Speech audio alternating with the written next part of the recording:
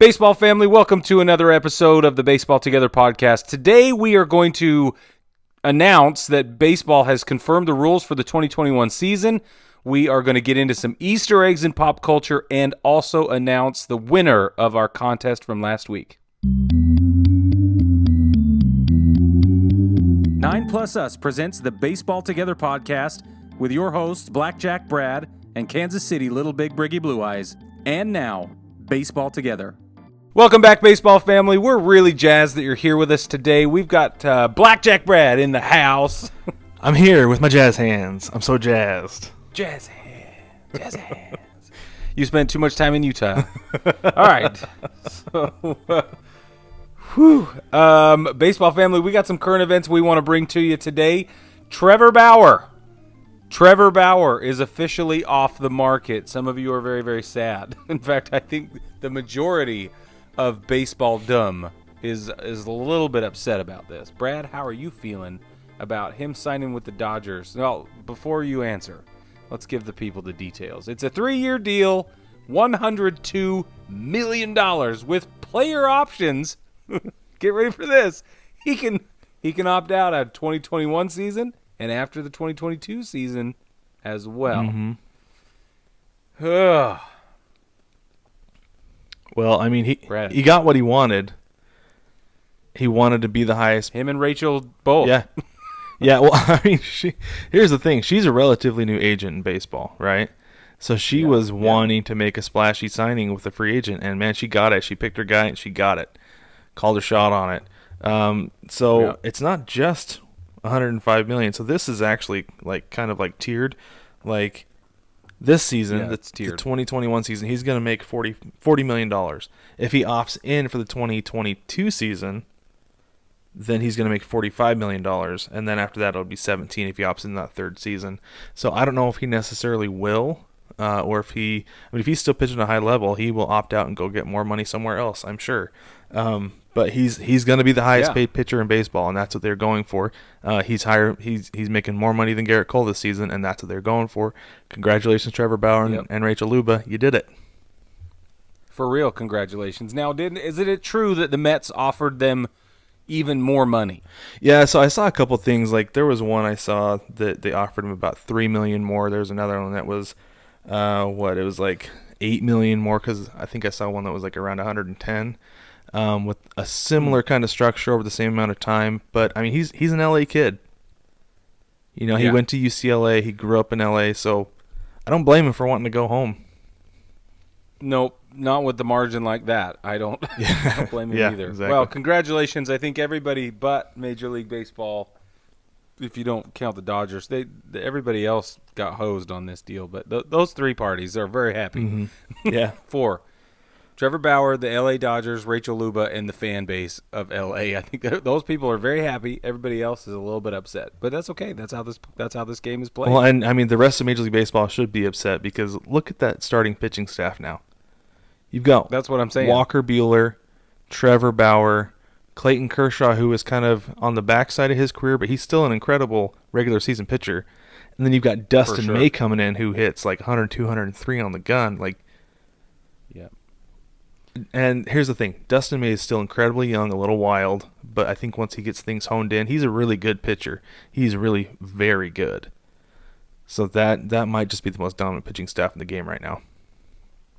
It's going to be tough to beat no matter what. Mm-hmm. I 100% agree with you. Moving on, though, Yadi Molina re-signs with the Cards for 1 year, $9 million.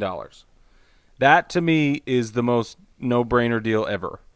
You would think so, but it took a while for him to sign it, and I think part of it was because of his age. He's getting up there, and he went down and he played in the Caribbean Series this winter, and I think they saw that the way he was able to play there, and they're like, oh, yeah, he's got another year in him. So I think that's why they brought him back. Yeah, I agree. But clubhouse guy, lots of leadership, tons of experience. I mean, come on, this guy is the guy. He's the man. Yeah, for a long time. Has been forever. So big franchise name. Yeah, for a lot of reasons, this took way longer than it should have. I agree. Yeah, they should have done that a long time ago, for sure. It almost was disrespectful to Yachty. I mean, I know it's a business, but I mean, there's a certain level of loyalty that you would have expected, and I think that the delay in making this deal happen kind of nods that direction for me. Does that do that for you? It kind of does. I mean, we've talked about how the Cardinals are just super conservative, and they're not going to want to give a guy like Yachty a catcher. He's what, 36, I think? 36, 37, something like that? 37, yeah. They're not going to want to give a catcher at that age, especially with the amount of innings that are on those knees. Like, I wouldn't want to give him more than a year either. Sure. And I'm just saying, why are we waiting until February? I think they wanted to see where he was at physically, and like I said, a catcher with that many innings on his knees, I don't know if you want to be giving him more than a couple $1 million or even more than a year. And if you're bringing a guy in just for the clubhouse presence, you're not going to want to pay him a whole lot more than the veterans minimum. Right. Exactly. Yep. So I'm just saying it took too long to get it done. That's all I'm saying. Yeah, I think it was. Yeah, it does feel like a no-brainer because of who he is, but I think given the circumstances at his, I should say, quote-unquote advanced age, because he's only a couple years older than I am, but right. I think they wanted to put in an evaluation period to see where he was at physically to really decide how much they wanted to pay him, right? Speaking of evaluation periods, the Angels have signed Shohei Ohtani to another 2-year, $8.5 million deal and avoided arbitration in doing so. Do you think, I mean, with this, they clearly have seen something that the public is not aware of. I think we've all seen it. I mean, when he plays, he's really, really good. I don't know that he'll be pitching anymore after his second Tommy John because he could be more valuable to them in the outfield because the dude can hit. With his bat. Yeah. The dude can hit and he can run, and your elbow has very little to do with both of those, especially his right elbow. Yeah. I mean, he'll be just fine at the plate. He hit when he needed to get Tommy John surgery still.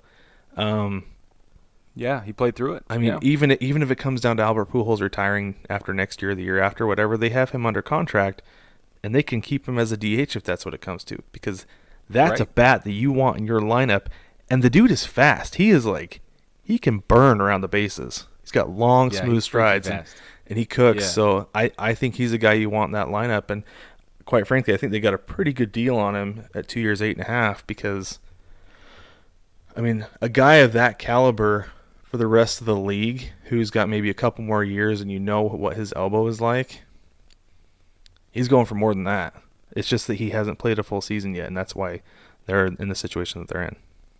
Yep, and that's the point I would make as well. Taking it from Ohtani's side, he's probably pretty grateful to have a deal like this, right? And to avoid arbitration and things like that. Because at the arbitration table, they could say, hey, come on, we haven't seen anything. We've seen very little. Yeah. They could play hard, real hard, and it could get really ugly. So I think everybody wins. Yeah, I agree. In this situation. That's pretty cool. Yeah. So the Grapefruit League, this is where I hope to be heading in the next couple of weeks. They're doing they're going to organize into pods, right? So we've got the Florida West Coast versus the Florida East Coast, sort of in their own little bubbles, and I will be in the West if I go down. I mean, I'm going down. Getting tickets is already proven a little bit squishy. Oh, really? Already? I haven't even looked.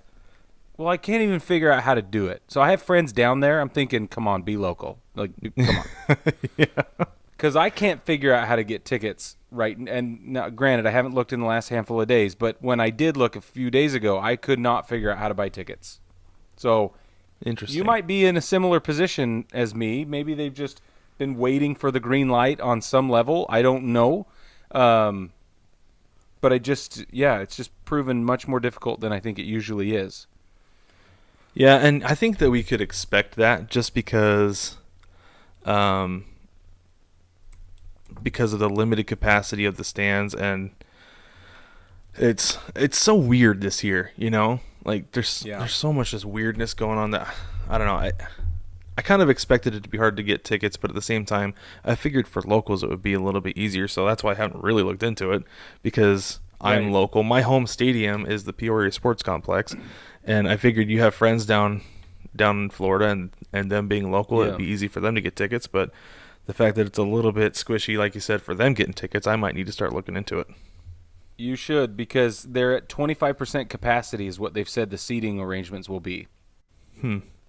So I actually pulled up the Peoria Sports Complex website. It says, at this time, 2021 spring training on-sale dates have not been determined. See? So it's funny because you can pull up a game schedule. You know what day guys are playing, at least what team. Exactly. What day they're starting. Buy a ticket. But maybe they just don't have an official seating chart and capacity. I don't know. No. Other than the announcement that they're going to stay around 25% capacity. Mm-hmm. And, I mean, I need 5 tickets. 4. I need 4 for sure. So I need 1 for sure. I just want to go. So it shouldn't be too hard. I just want to go to 1 game. I just want to go to 1. Oh, man. I know. Anyway. I know. So I'm glad, honestly. I'm glad that we got into spring training last year when we did. Yeah. Because we got in the beginning of March, we came home, and then after that was when everything got shut down. They shut down spring training.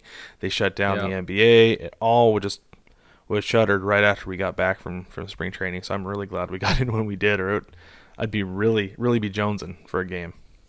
For real. Well, and that's where I am. I never needed baseball so bad as I needed it last year. So now I need it real bad. Anyway. All right, let's move on past that. If baseball family, if you have any insights into how to get spring training tickets, will you drop us a line and let us know? Also, if you're in the Peoria, Arizona area, or if you're in the Sarasota Springs area, let us know. And we want to link up when we're at the games. So do that as well. All right. The MLB has decided that they're going to deaden the ball this year. Now, we've talked a lot about juiced baseballs, and we've talked a lot about the benefits and drawbacks of that. So we probably don't need to get into it. But the way they're going to deaden the ball is by loosening the tension on the first 3 wool windings within the ball, at the core of the ball. Now, that's a pretty smart way to go about it. I mean, I'm not like a structural engineer or anything. I'm not even sure that's the profession you'd go into to construct a baseball. But I pulled it out, so go with me. Brad, do you think this is a good move or a bad move? Let's just start there. I know it'll make pitchers happy. It'll make about 10% of batters happy. Because there are guys who are like typically slap hitters who I'm sure were flying out on line drives that should have dropped for base hits. Oh yeah, of course. You know, if the baseballs were indeed juiced. I don't know. I think it's interesting. It'll be interesting to watch this year. Pitchers are going to lose velocity on their fastball, so maybe stuff isn't going to be coming in at 103, 105 anymore. Maybe guys are going to drop down to about 100, 102, 103, whatever. Yeah. So it'll be more hittable. I don't know how much of a difference that's going to make, because a lot of those home runs that guys are hitting are really, really flying out of the ballpark. Yeah, they're getting out. Yeah, hitters are bigger and stronger than they've ever been, and that's saying something, I feel like, given we had the steroid era, because it's you don't have the top heavy, right? Like guys were literally top heavy, but then also Major League Baseball, like the strong, like the power hitters, it was really top heavy. But now the power is distributed because everybody knows how to hit home runs. Everybody's swinging for the fence. And if the baseballs were indeed juiced, then we're going to get doubles off the wall or home runs in the first and second rows of the stands instead of the 10th and 15th. Yeah. You know, so I think that's something to keep an eye on this year. Keep an eye on the number of balls hit to the warning track that are really close.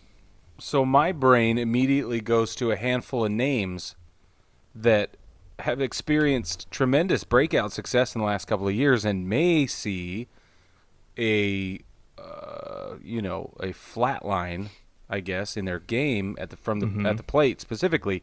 Do you have any names that come to mind immediately? I'm thinking DJ LeMahieu, like only because I worry about it. But I think he's skilled enough for this to not bother him. I just wonder. Luke Voigt's another one, right? Just being a Yankees fan, I think, well, okay, what is actually happening? How much is the juice baseball, a factor here?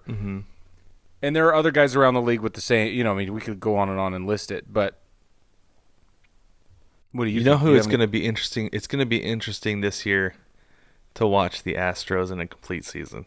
Because there are guys on that team. I mean, George Springer is gone. Okay, he's in Toronto, but there are other guys on that team. Carlos Correa, Alex Bregman, Jose Altuve. Those guys hit a lot of home runs between the three of them.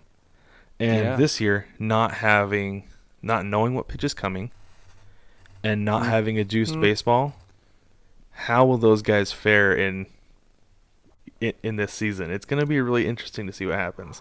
Because Jose Altuve, like his bat is literally half his height. Yeah, and he gets so much leverage swinging that thing, and then you get a juiced baseball out there. If that's the case, then it's really going to go. But if you deaden that ball even a little bit, it's going to take away quite a bit of the force from that leverage. So, I don't know, man. Keep an eye on those guys. See what the Astros do. Yeah. No, that is really insightful. For those of you watching on YouTube, I just got a little hot and bothered. So, feeling pretty good here, Brad. Thanks for taking me there. All right, so the rules have been confirmed. The extra rules, right? The funky rules have been confirmed for the 2021 season. We will be having 7-inning doubleheaders again. There will not be. Now hear this. There will not be a universal DH. Praise be, and also. Against all odds, there will still be a runner on second in extras. Well, that's because that's Rob Manfred's favorite rule. It is. He loves that rule. I know. And he would, because he doesn't know anything about baseball. Correct, sir. I'm fine. I'm fine with the 7-inning doubleheaders. Me too. That was kind of a nice little thing. It did throw me off. Like I said, it threw me off a few times. Listening to a game, you get to the 6th inning, like here we go to the last inning. It's like, oh shoot, man, here I was without time. But no, I think that'll be fine. I'm not worried about the 7-inning doubleheaders. The no universal DH, I was a little bit bummed for guys like Marcell Ozuna, and I think Nelson Cruz signed this week, and I think he saw the writing on the wall that it wasn't going to be a thing, so he went back to Minnesota. Yeah. I just like the opportunity for guys to be able to go to the National League to extend their career, to like not necessarily like, well, I got to make that American League move, getting to be the end. I like that option for guys. But ultimately, I have no problem. Ultimately, I'm just really glad that you're wrong, so we have things to argue about. I feel the same way mostly. I think the runner on second is abysmal. I the like universal it. Like DH is just almost as absurd. Almost. And then the 7-inning doubleheaders makes absolute sense to me. So, All right. We're going to take a quick break, but before we do you want to announce our winner? Yeah. So, last week some shenanigans went down. For those of you who didn't hear it, you should go back and listen just cuz it's fun. But we announced a giveaway, and Alexander Trout is the winner of our sweepstakes. He successfully guessed the name of the film that I quoted, which was obscure and also very important to me and me. And everyone else. I mean, have you not seen that flick? I mean, it was, for those of you who didn't know, it was Hook. Fantastic movie. Robin Williams and Dustin Hoffman and a whole host of other people. It's a tremendous film. It's like defining of our childhoods, right, Brad? That's part of why we love it so absolutely. much. Yep, for anyway, sure. Alexander Trout won. We've already been in contact. He's already selected his winnings, and they're already on the way. So, whew, it was very exciting. Good. Excellent. All right, let's take a quick break, and when we come back, we are going to get into some more stuff that has to do with baseball. No matter which ballpark you're at, you want to rep your team. Now you can with 9+ Us. Welcome to the Big City Series. With every design available in your team's colors, you can fit in with the home crowd or stand out on the road. Either way, we have the colors you crave. Shop the Big City Series and find designs that rep your favorite baseball podcast, cheer from the cheap seats, and much more. Shop the Big City Series only at 9plusus.com.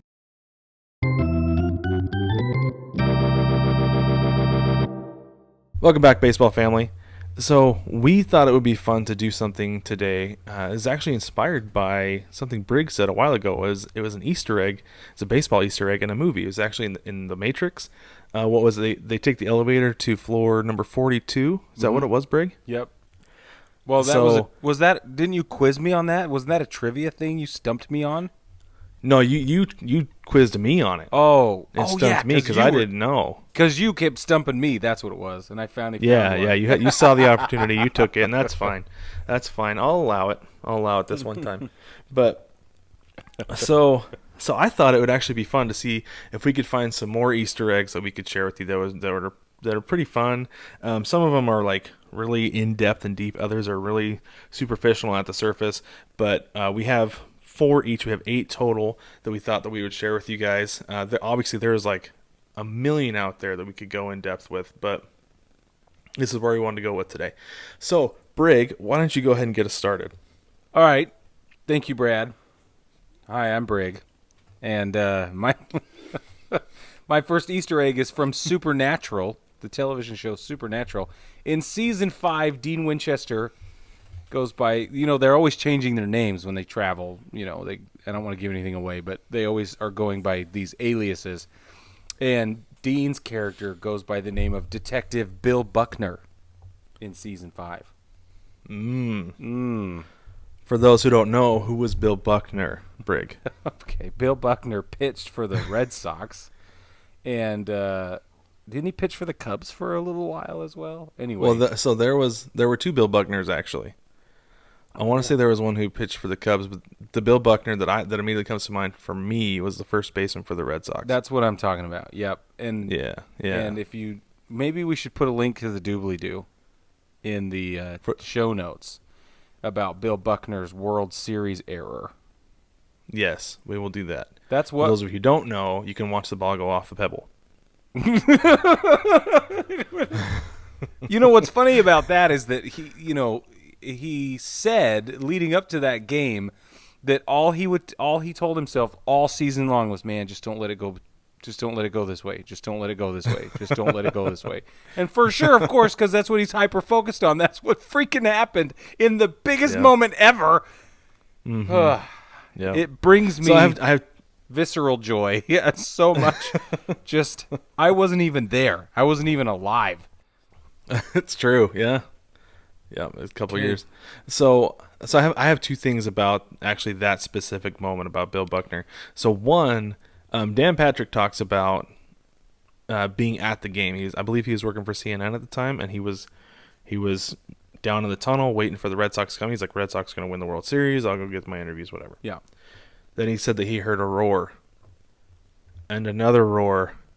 And then he heard that the Mets won, and he's like, oh, the Mets just won the World Series. They had one more game to play. Yeah. But he said, the Mets just won the World Series. But the thing he said, to his credit, he said, Bill Buckner came in. He answered all the questions. He took it like a man. Yeah, he just said, that's right. Should have made the play. He did. That he faced it, and he did not leave, and answered all the questions that were sent his way. Yep. The other one that is actually like really funny. So I love the movie Little Big League. It's like my rookie of the year. Yeah.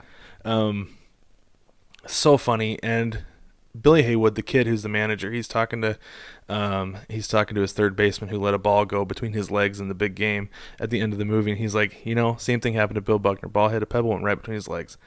And then you know what happened? He's like, what? And he goes, he stepped up to the plate his next at bat and ripped a game-winning double. He's like, he did? He's like, he sure did. So he goes up there all confident, rips a single, and the pitching coach comes over and he goes, hey kid, don't mean to break it to you at this time, but the ball off the pebble ended the game. He goes, I know that. Yeah. But he doesn't. So, I don't know if it's the ignorance that pays off sometimes, but I thought it was a good little moment. It was pretty funny. Yeah, that's terrific.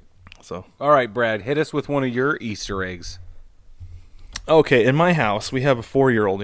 I have a 4-year-old girl who loves the movie Moana. Mostly she just loves the music from Moana. We have to listen to it every time we're in the car. Mm-hmm.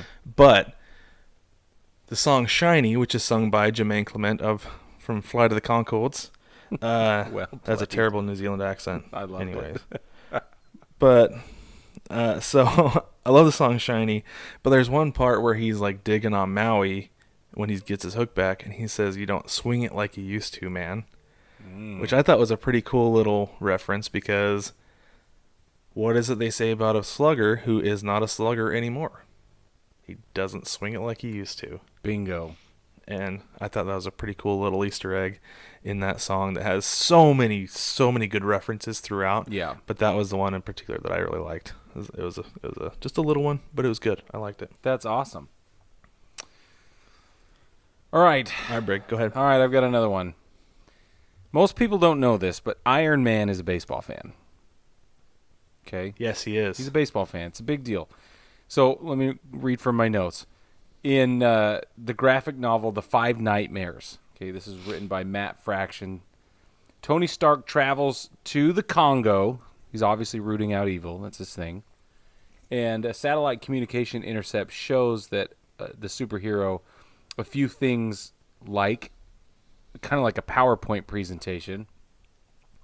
And there are a couple of things going on in the news flash, this PowerPoint presentation. One of them is that Josh Beckett has a no-no bid through 8 innings, to which the graphic novel reads, not to jinx anything. Like the actual text in the graphic novel says, not to jinx anything. I like that. That's good. Yeah. Yeah. So That's a real deep cut. it's real deep. It's pretty obscure, but it's ironclad evidence that Iron Man's a big baseball fan. Big. Yeah. So got them unwritten rules and everything. Very good. Very good. Yeah, man. I like that one. Love me some Iron Man, too. Yeah. Really big into the Marvel movies. So, yeah. Thanks to Iron Man. Okay. Let's see. Let's go with another real quick one here. Yeah. Another thing that I'm a big nerd about, I've talked about Star Wars, I just admitted my nerddom into Marvel movies. I'm kind of a video game nerd. I like to play the Assassin's Creed games. Well, the one that came out this last year was Assassin's Creed Valhalla. It takes place during the Viking Age. Whenever that was in the Dark Ages, I don't know exactly, I haven't played it yet. But anywho, Cody Bellinger actually has a cameo in the game. Like, it's not just like they brought in somebody who looks like him. They brought him into the studio, put the little dots on his face, had him like do the motion capture, everything. Whoa. And his name is Oda Sluggason. almost like Attaboy Sluggason. I don't know. I don't feel like they tried too hard. Yeah. They definitely made the baseball reference really thick and heavy on there, but you I haven't played the game, so I don't know exactly what it is, but it looks like there's some version of a home run derby where you use a weapon to hit rocks. Oh, wow. Over like a fence or something like that. Ah, So that's fantastic. So I don't know where he is, don't know how to find him, but Cody Bellinger is in Assassin's Creed Valhalla. Aha. Huh. Aha, yes. Wow. And for those of you who don't play the Assassin's Creed games, they're open world sort of choose your own adventure role playing games, right? Mm-hmm. Yeah. So you have to Yeah, find stuff. Like it's a big fat you treasure do. You have hunt. to find stuff. Yeah, it's a big fat treasure hunt. Great big open world. Yeah. I don't know. I think they're fun because they're also like adventure games. So I like adventure stuff like that. Yeah. So Yeah, that's good. That's a Yeah, it's great cool. one. That's a great one. Okay, I am going to go next in 50 First Dates. Adam Sandler's character, Henry, he makes a video for Drew Barrymore's character, Lucy. And in the video of like the most important things ever, right? The things that she needs to remember and be aware of, includes Aaron Boone's home run. It's such a funny moment because I remember when that movie came out, I saw it in the theater like its first week, and it came out in summer 2004, and that home run was from 2003, yeah. right? I want to make sure. Yeah. Yeah. So he says right before that, he says the Red Sox won the World Series because it shows them celebrating after one of the wins in that series. And then he shows the home run and says, "Just kidding, the Yankees won." Well, okay, that's even funnier because Adam Sandler's an enormous Yankees fan, enormous, and Yes, Drew he Barrymore's a big old fatty fat Red Sox fan. I didn't know that. I forgot that she's a Red Sox fan. Red That's Sox really fan. funny. Oh, so that's actually like one layer deeper. That's so funny. That's good. I like Yeah, that makes it even better. the Red Sox won the World Series. Too funny. Just kidding. Here's Aaron Boone going yard. Well, and then Yeah, that's great. and I mean, and then 2004, the year that movie came out, that was the year that the Red Sox did win they the World did. Series finally. Yes. You know, they came back from 3-0 over against the Yankees, Yeah. and a little bit of salt for that wound there. Thanks, Brick. man. I was really And happy then- just a minute ago. I was feeling great. Now I'm weeping. I'm just kidding. Anyway, no, that's a good one. I like that one a lot. I've always thought that was really funny. I remember, like I said, I saw the movie in the theater, and I was legitimately the only person in the theater laughing. Yeah, at that right. because Nobody I thought else it was so got it. funny. Yeah. And nobody else got it. Like, get it? Because well, okay. All right. Anyway, moving on. Brad, why don't you hit us with your last Easter egg? All right, my last Easter egg. Oh, no, you have two more. No, you have two more. Oh, I do. Yeah, I you do. have two Okay. more. Yeah. They're both from sitcoms. Let's go Seinfeld. Okay. Let's go with Seinfeld. Okay. I'm a big Seinfeld fan. I love that show. Didn't watch it a whole lot growing up. I got into it a little bit older. So this is actually a joke that I feel like I appreciated a little bit better since I was older. The Costanzas always reference the Jay Buhner trade from the Yankees. They always talk about how they traded away Jay Buhner, and I can't remember. And they always give the trade. I have to look at it real quick because I can't remember off the top of my head.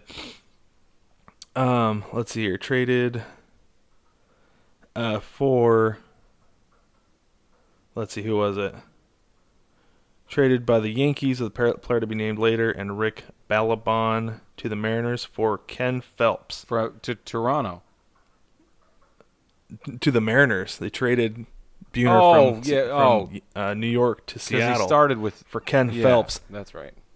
Yeah, and so they always talk about how Ken Phelps was nothing. He amounted to nothing, but then Jay Buhner's out there hitting, 20 home runs a year and driving in 100 runs. And but it's always the classic Costanza build. Yeah. Had to trade away Jay Buhner. You're right. Every time I'm like, yeah, he did. Yeah, they traded away Jay Buhner. That's right. Well, he was an all-star in 96, and he was 95, 40 home runs, 96, 44 home runs, 97, 40 home runs. So that would have been about when Seinfeld was in its heyday. Mm-hmm. So that makes even more sense. That's kind of fun. Yeah, that's a good one. That's one that I like a lot.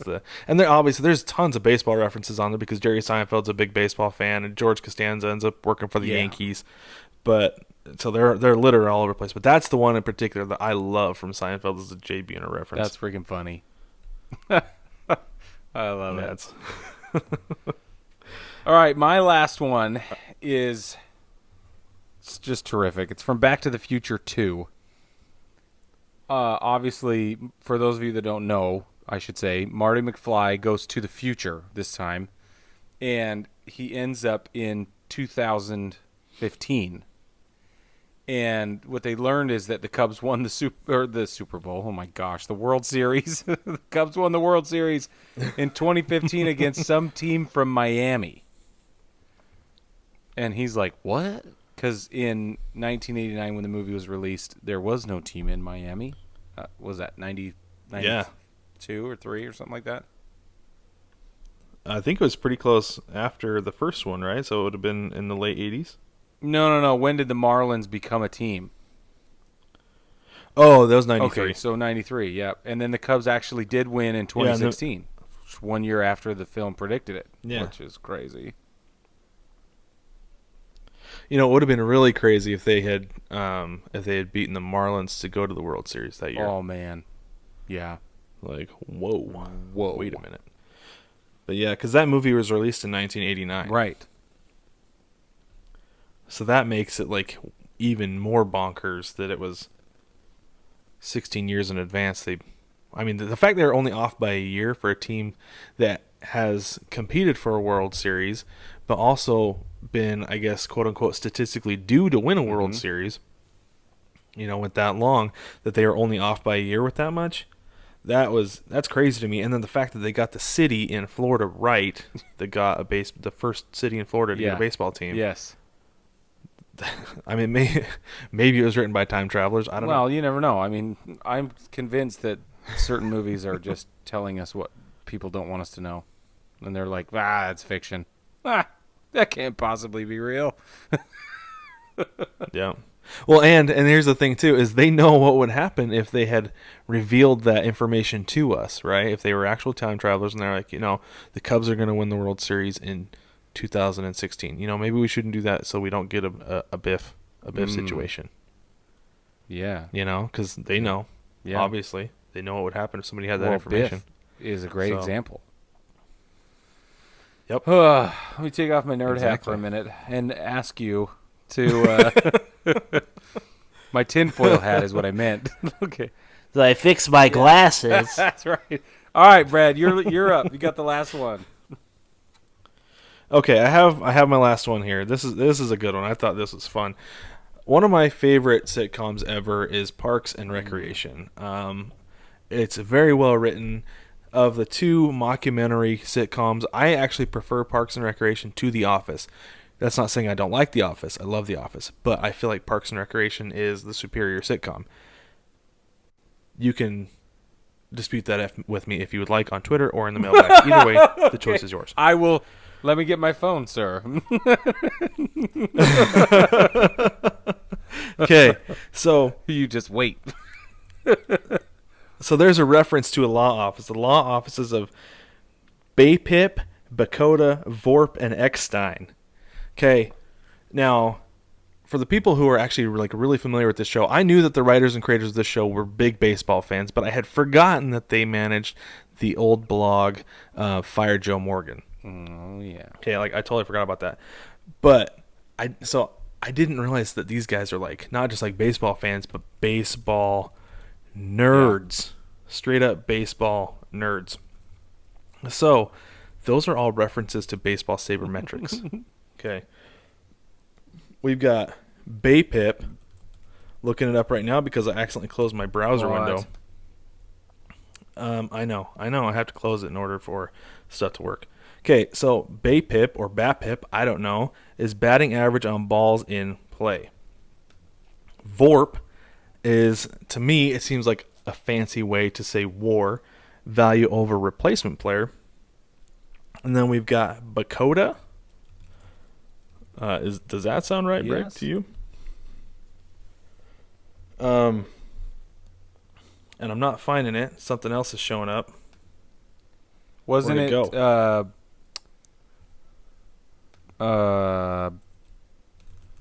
Dang it!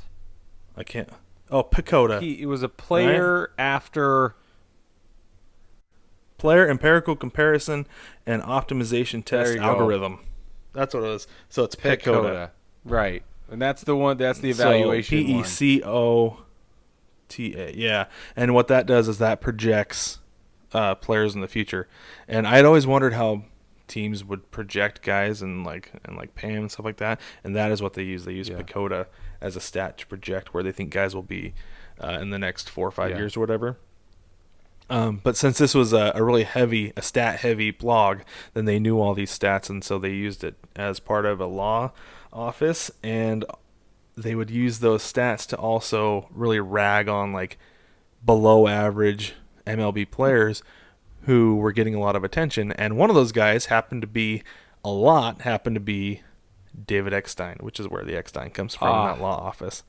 And it's funny because he's my wife's favorite player. No. Yeah. Yeah. It's true. Yeah, because he was on that 2001 or 2002 World Series winning team. Oh, I know. And and he was a big contributor, and she thinks he's just so cute, and I think it's just because he's little, and I think it's funny. But a lot of people say, "Gosh, he was just terrible," but he was just so good in that World Series, flash in the pan. But well, let's put it to bed right now. His WAR is 20.9. He's a two-time All-Star, got 2 World Series MVP. That's the one they're talking about, right? Yeah. 10 years in the major leagues. We're looking at. Let's do this. Let's talk about his batting average, 280 over 10 years. and it's not not bad. bad. It's respectable. OBP 345, slugging 355, OPS 701. Yeah, There you see, go. and that's the thing is he was a guy who choked halfway Yep. up the bat because he Yep. was so little, and so he's not going to have a slugging. He's not going to have a good OPS, and I think that's why they're like, yeah, he's not good. Right. Well, But I mean, I guess if he's doing what he's supposed to be doing, he's only 5'6", so It's he's true. he's Jose Altuve before Jose Altuve was Yeah. Jose Altuve, yeah, you right. but did not have the power. Mm-hmm. So There you go. Anyway, Just figured we'd get nerdy. thought for that a was minute. a really funny that's reference awesome. though. And Eckstein is in there. I think that's absolutely That's hilarious. Yep. Of all the major league players I could have chosen, they went with David For Eckstein. real. But anyway, before we get out of here, before Brig wraps it up, we talked about our giveaway with the movie quote last time, but let's talk about our Rays giveaway Yeah. real quick, Brig. I've been sipping on my Rays today. I've got my Galaxy Burst. It is delicious. This might be my new favorite. This is That's my really favorite good. one. I know it is, and I was been all about the voodoo, but then I popped this open today, and I was like, you know what? This is the one. Yes! It's really good. But what we're doing is Oh, just drop us a line in the mailbag. Just go to baseballtogether.com, click submit to the mailbag, and send us an email. It can be baseball related. It can be personal. We have one already that's just about us, not so much about baseball or the podcast, just about us. We'll get to it when the time comes. But just drop us a line in the mailbag, and you will be entered to win a Rays sampler pack. If you don't want to enter to win a Rays sampler pack, go to repsports.com and enter code BTPOD at checkout to get 15% off your stuff there. So beauty. trying to hook you guys up. We want to do this giveaway. Like I said, we're going to give away a Rays sampler pack that has a few cans of Rays, some on-the-go packs, pre-workout, and a little sleep aid for you. Don't forget to jump on the shop as well, baseball family, at 9plusus.com. That's NINEPLUSUS.com, 9plusus.com. We're always dropping new stuff and discounts. I went crazy with the discount last time, so I hope you jumped all over that and got a chance to take advantage of the deals. The best way, honestly, to get ahead of these deals is to get on the Facebook group, the 9plusus VIPs Facebook group. It's private group, but it's not pay to play. It's free. We just want more open-minded baseball people in our life, and so we invite you to join that group. Go to the 9plusus page on Facebook if you'd like, and then search for the groups tab. It'll take you right to it, and then we'll let you in. We'd love that. For sure we would. Absolutely. Don't forget to like, subscribe, rate, and review the podcast. Let us know what you think. And guess what? We're on TikTok now. If you're on TikTok, go give us a follow. Baseball Together, just like Twitter. Baseball, the number 2 together. We're having a lot of fun making content for that. We're loading it up. Go check it out. I don't know. Maybe we'll run a special discount on TikTok one of these days. What do you think, Brig? The most, yep. All right. We'll do it. Go hit us up. But with that, nice and short this week for you, baseball family, and we will catch you next week.